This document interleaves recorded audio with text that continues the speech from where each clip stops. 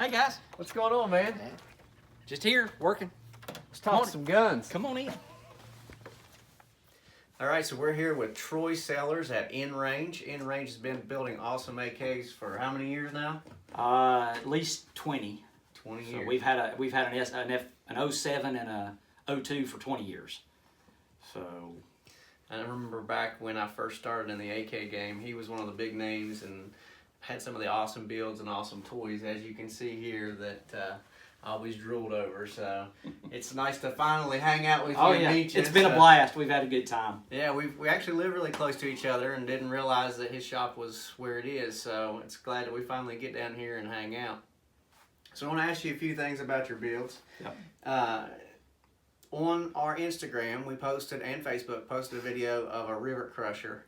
And that's probably one of the coolest things I've ever seen. Yeah, when I started off in the AK industry, there weren't a lot of AK smiths. Probably the most notable at that time was Murray Erbach. Did a lot of Class 3 stuff. He did MP5s and AKs, and that's sort of what got me started in the industry. On the front cover of Small Arms Review at that time was a transferable crank. And KVAR had just come into an existence and started bringing the parts kits in. So luckily with me, I was able to talk to Murray. Murray was giving me a few hints, and I had some machining background and armorer's backgrounds. And I was crushing rivets in a machine vise, basically. I made the sets and bucking bars and was crushing them in a vise. And then we saw where, just like using an air hammer and a bucking bar, you have no pressure coming back. And we saw some of those would work loose. So I got to thinking, you know, hey, there has to be a different way to do this. And the biggest user of crushed rivets is the aviation industry, because their airplanes are assembled with crushed aluminum rivets, crushed steel rivets. And got to looking at that, and then I found the yoke type rivet squeezers. I actually demilled an AK and sent it to one of the pneumatic companies that makes tooling, and said, I need to squeeze these rivets. This is what I need to do. And, you know, a couple months later and about $4,000 in equipment later, we had, you know, the quick tooling. And, you know, there's nothing wrong with the way the guys are doing it today, because it still serves the purpose.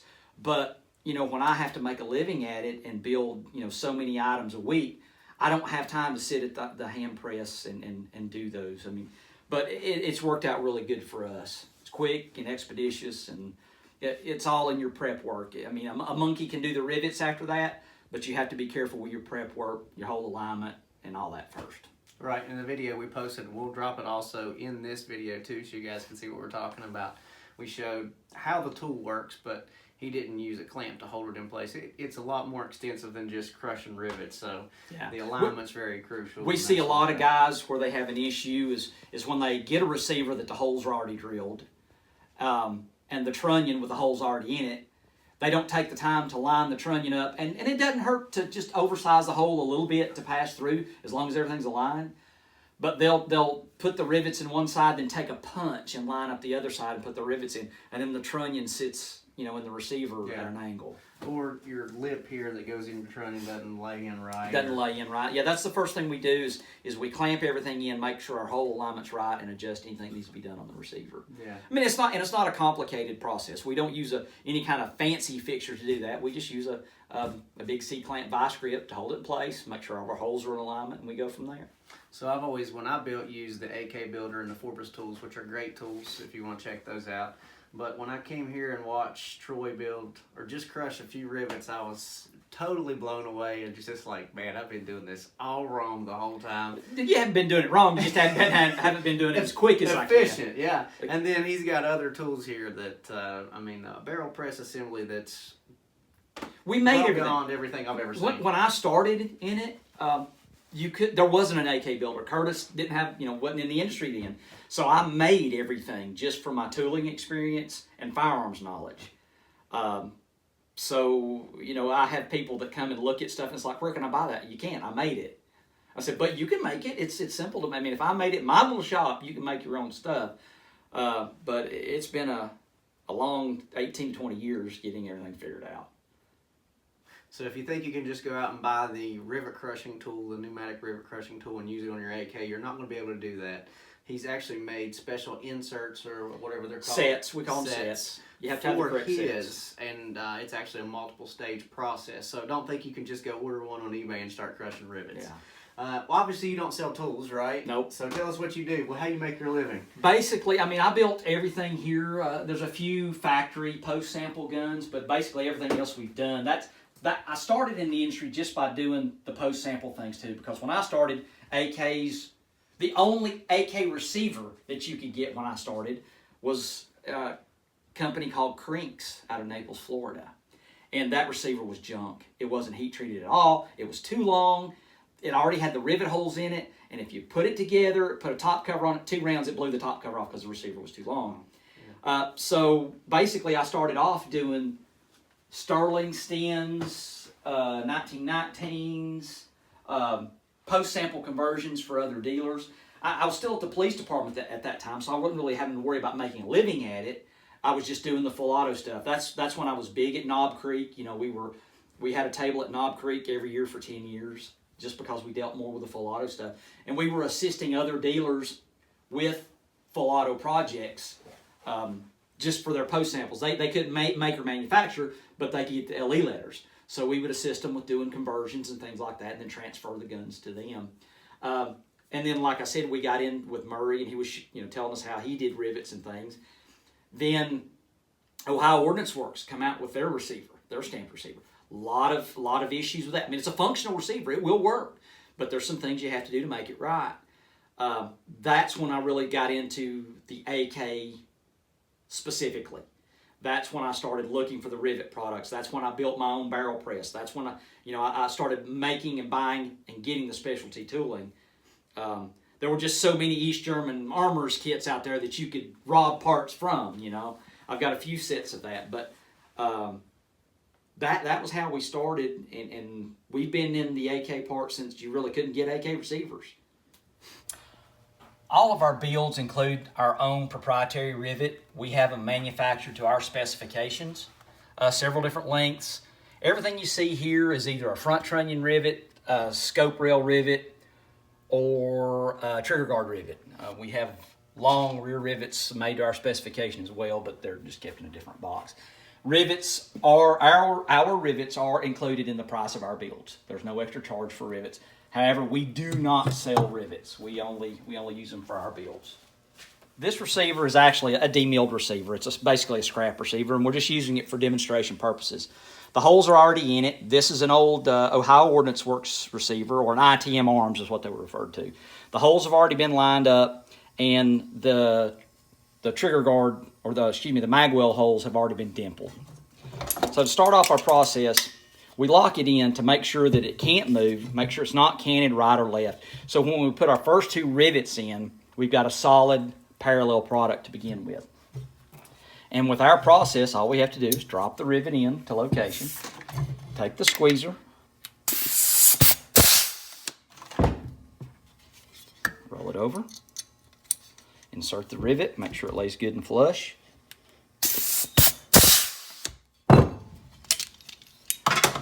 Then we know we're square because that's pulled everything in where it should be on the front. This is our first set, so we go through and install the rest of the rivets.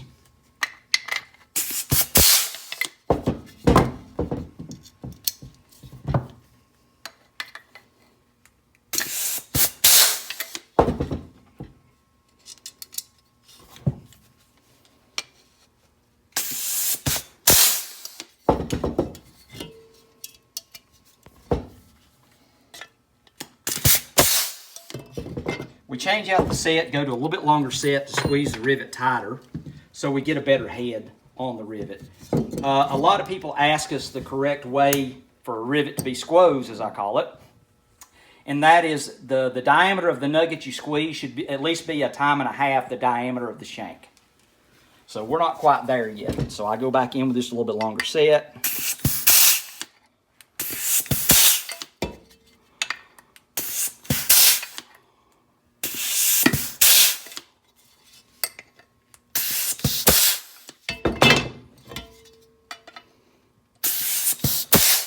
And And as you can see right there, we've got a little bit more than a size and a half above the shank diameter, so that's the way we do the rivet.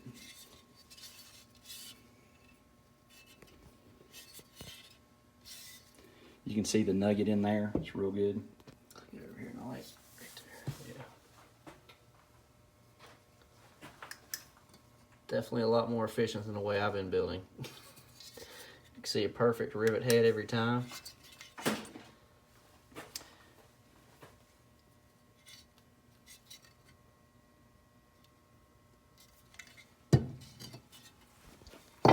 And that's how we squeeze our rivets.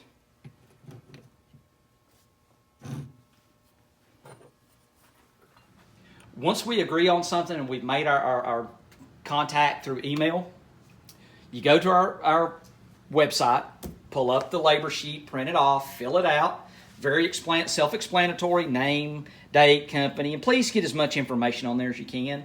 A little narrative there on what you want done, especially if there's anything extra you want done or something special like the markings and engravings and things of that nature. Because just being me here, and we do have so much contact, this is the only thing I have to build by when it comes to the table. We have a lot of guys that don't want to put their credit card information on there. Well, I mean, if you're sending me a registered firearms receiver, why not do the credit card information? That way we can contact you. We never run your card until we make contact saying, hey, your project is on the table.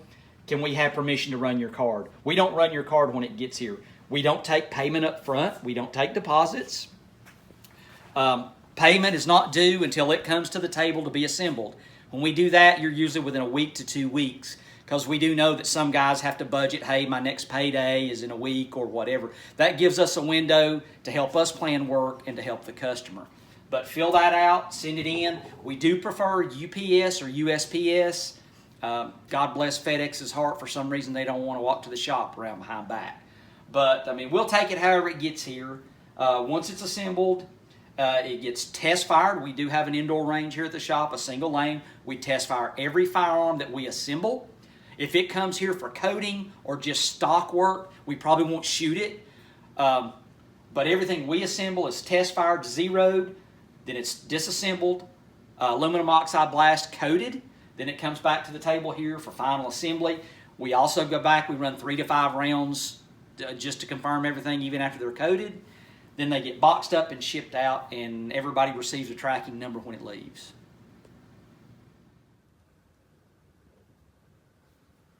So thanks for taking time today and show us around your shop. Oh, really absolutely. Appreciate it. It's an Anytime. honor to come and meet you. Followed you for quite some time now. So We had a good time too. That's the best thing had about a blast. it. It was as much a social visit as it was a work visit. It was. And that's what makes it good and what makes it fun. So tell everybody how they can get in touch with you. What's the best form of contact? Instagram, Facebook, all that stuff. The best way, hands down, is email, which is inrange97@aol.com. We started it in 97, so that address reflects that. But you can also message us through Instagram or Facebook. We have InRange on there as well. Being a one-man shop, it's just hard for me to answer the phone. I can't get anything done answering the phone. So we try to answer messages at our breaks, at lunch. Even if I'm sitting at dinner, I'll roll through my phone and answer emails. And you get just such a quick, better response. Plus, we have it for record.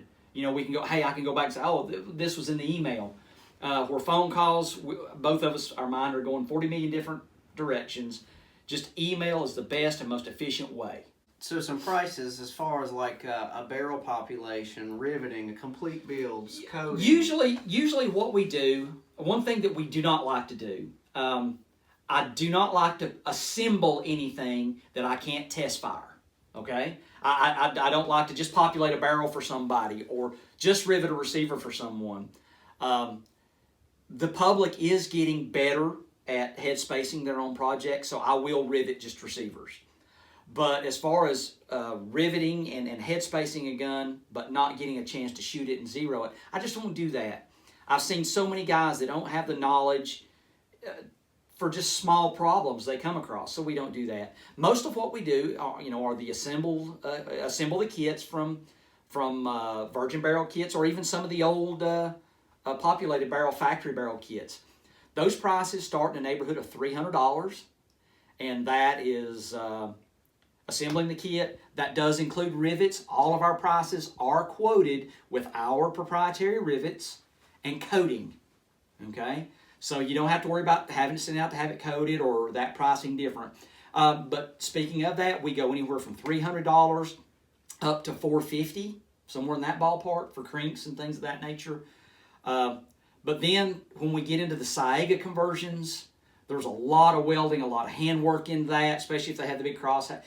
And I get, I hate it when I get an email that says, how much you charge to convert my Saega? Well, you got to send me pictures. I don't know. There were so many different markings, so many things that need to be cleaned up on those guns, and so many different variations of it. So those can run even up $500, $600, $700 when you're really doing a full boat, cleaning everything up, smoothing it out. Right. But for the general nature, the guys end up with a good shooter in the $300 to $400 range on assembly and coating. That's great. Yeah. And what kind of coating do you use? I use KG over a phosphate base. Okay. And that's all done here in-house? That's all done here in-house. Okay. Just on a side note, guys, I love Cerakote. It's an excellent product, but it ends up being almost double the price on coating. And I suggest if they have to have Cerakote, let us build the gun and they send it to a Cerakoter. AK guys are cheap. It's an inexpensive. I hate to say it now because they're more expensive than ARs, but used to the AKs were cheap. The AK guys are a little bit thrifty, shall we say, with their money. And Cerakote cost me double the product, and different variations of it. The flats look good.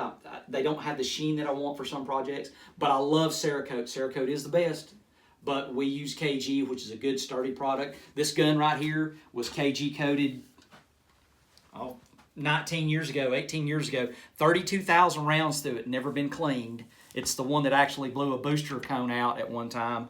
And that coating's definitely been durable enough for what somebody would want. Awesome. Well, Troy, it's been great hanging out with Anytime. you. We got to make our yes. way back to West Virginia, so Sweet. we're going to wrap this up. Thank you for watching. Go follow Troy in Range on Facebook, Instagram. We will drop the links below and send him an email to get a quote on a build. So if you guys got a parts kit laying around that you want put together, send Troy email and see what it costs you. Groovy. Thanks, man. Yep.